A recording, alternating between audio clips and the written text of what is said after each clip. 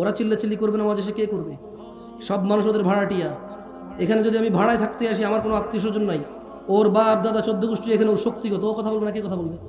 হ্যাঁ, না করছেন আপনার এত বড় সাহস আছে? ছোট ভাই এখানে এসে বলো, তোমার এলাকা, তোমারই তো ক্ষমতা, তুমি বলবে না, কে বকবক করবে, কে বলো? তুমি ভাই না করেন না প্লিজ, আমাকে নিয়ে আসছেন কথা বলতে, আমি ওদের সাথে কথা বলবো। ছোট ভাই তোমরা এখানে এসে কথা বলো, আরে ঢিঙ্কা চিকা লাগায় দাও, সমস্যা কোথায়? কি বলো? তুমি যুবক না, তোমার চুল এত লম্বা, কি সুন্দর করে ছাড়াইছো তুমি, কতক্ষণ পরে এমন করো? তুমি তো স্মার্ট, তুমি, আরে ভাই কি বলো? এদেশের মেয়েরা তোমার জানে না, দেখে না, 100-200 মেয়ে তোমার জন্য মানে হাত টাত কাইটা পাগল হয়ে মরে যেত। তুমি এত সুন্দর, তুমি জানো তুমি কত জ্ঞানী বুদ্ধিমান, তোমার কত পয়সাওয়ালা, তুমি কি ট্যালেন্ট, তুমি কি ক্লেভার, তুমি কি বিচক্ষণ, এদেশের মেয়েরা জানেই না, থাকলে তোমার জন্য সিরিয়াল ধরে দাঁড়িয়ে থাকতো। তুমি তো সুদর্শন মানুষ, তুমি কথা বলবো না, কে বলবে বলো? হ্যাঁ, ফেরেশতা তোমাকে ভয় পেয়ে চলে যাবে, জানো? তোমার জন্য ফেরেশতা গুনাহ লিখবে মনে করো, এত বড় সাহস ফেরেশতা রয়ে গেছে, রূপগঞ্জের ছেলের নামে গুনাহ লিখবে, কি বলেন?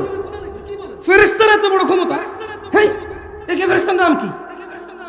এই ফেরেশতার নাম কি যে ফেরেশতা রূপগঞ্জের মানুষের নামে এখানকার স্থানীয় পোলাপাইন, হ্যাঁ, হুন্ডা চালায়, পালসার 120-এ চালায়, ভিডিও করে? এত ক্ষমতাবান, এত দ্রুত গতির ছেলে মেয়ের গুনাহ কোন ফেরেশতা লিখবেন? নাম কি? পাগল নাকি আপনারা? খবরদার সাথে কিছু বলেন না, পাপ হবে আপনাদের। যারা ওদেরকে চুপ করতে বলতেছেন, আপনার সমাজের পাপ হবে। কেন বলতেছেন ওদের চুপ করতে? হ্যাঁ, ওরা এখানে বক্তা নিয়ে আসছে টাকা দিয়ে, বক্তার কথা বলবে, ওর কথা বলবে, না করবে কেন?